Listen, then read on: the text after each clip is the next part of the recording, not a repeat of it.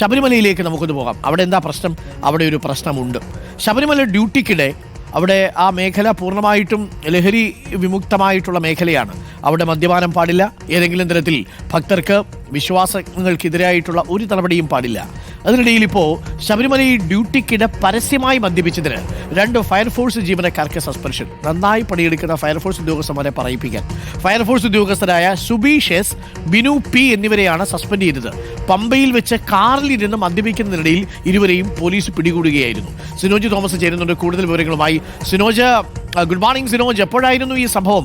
പമ്പയിൽ വെച്ച് മാത്രമേ ഇവർക്ക് ഇത് അടിക്കാനുള്ള സ്ഥലം കണ്ടെത്തിയുള്ളൂ. എന്തായാലും പണിയായല്ലോ സിനോജ് തോമസ്. Arunkumar, good morning. അതായത് മദ്യപിക്കുന്നവർ തമാശയ്ക്ക് ചോദിക്കാറുണ്ട് വൈകിട്ട് എന്താ പരിപാടി എന്ന്. അങ്ങനെ മദ്യപിക്കുന്നവർ പോലും ഒന്ന് വെറുതെ പോലും ചോദിക്കാൻ പോലും എത്താത്തൊരു സ്ഥലമാണ് പമ്പ എന്ന് പറയുന്നത്. നേരത്തെ അരുൺകുമാർ പറഞ്ഞതുപോലെ തന്നെ സ്വാമിമാർ വരുന്ന സ്ഥലമാണ്. മദ്യപാന ലഹരി ഒന്നും തന്നെ അവിടെ ഉപയോഗിക്കാറില്ല, അത് ഉപയോഗിക്കാൻ അനുവദിക്കാറുമില്ല. അങ്ങനെയുള്ള ഒരു സ്ഥലത്താണ്, അതും രാവിലെ 10:45 ഈ സംഭവം നടക്കുന്നത്. കഴിഞ്ഞ മാസം 28-നാണ് സംഭവം നടക്കുന്നത്.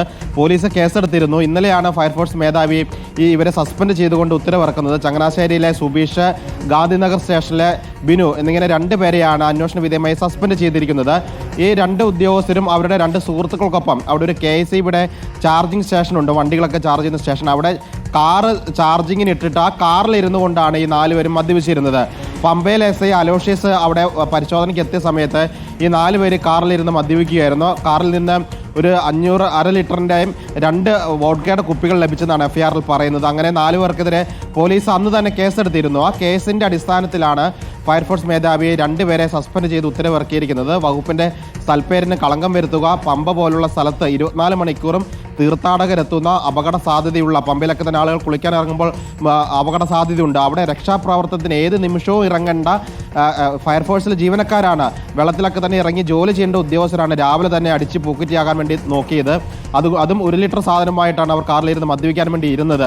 അതിൻ്റെ ഗൗരവം മനസ്സിലാക്കിക്കൊണ്ടാണ് ഫയർഫോഴ്സ് മേധാവി അടിയന്തരമായി അങ്ങനെ ഒരു നടപടി എടുത്തിരിക്കുന്നത്. വകുപ്പിൻ്റെ സൽപ്പേരിന് കളങ്കം വരുത്തി, ജോലിയിൽ വീഴ്ച വരുത്തി തുടങ്ങിയ കുറ്റങ്ങൾ ആരോപിച്ചാണ് ഇരുവരെയും സസ്പെൻഡ് ചെയ്തിരിക്കുന്നത്. തുടർ നടപടി ഉണ്ടാകുമെന്നാണ് ഫയർഫോഴ്സ് അറിയിക്കുകയും ചെയ്യുന്നത്. അരുൺകുമാർ, ഓക്കെ. എന്താ കഷ്ടമല്ലേ, ഒന്ന് ആലോചിച്ച് നോക്കിയോ. ഫയർഫോഴ്സിലെ ഉദ്യോഗസ്ഥന്മാരൊക്കെ നല്ല വൃത്തിയായിട്ട് പണിയെടുത്തുകൊണ്ടിരിക്കുന്നതിനിടയിൽ ഇങ്ങനെ അവരുടെ മാനം കളയാൻ വേണ്ടി ചില ഉദ്യോഗസ്ഥർ, അതും പമ്പയിലൊക്കെ പോയി 1 ലിറ്റർ മദ്യവുമായിട്ടൊക്കെ പോയിരുന്ന് ചാർജിങ് സ്റ്റേഷനിൽ പോയിരുന്ന് ചാർജ് ചെയ്യുക. ഇതാണ് ഈ ചങ്ങാതിമാർ ചെയ്തത്. അല്ലെ, മോശമായി പോയെന്ന് നമുക്ക് പറയാനുള്ളൂ.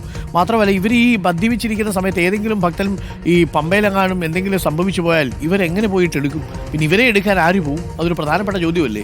അപ്പോൾ എന്തായാലും പ്രത്യേക ജാഗ്രതയും, പമ്പയിലും ഈ പറയുന്ന ആത്മീയ മേഖലകളിലും എല്ലാം പോയി വെള്ളമടിക്കാൻ താല്പര്യമുള്ളവരുണ്ടെങ്കിൽ നിങ്ങൾ കുടുങ്ങുമെന്നുള്ള കാര്യം ഉറപ്പാണ്.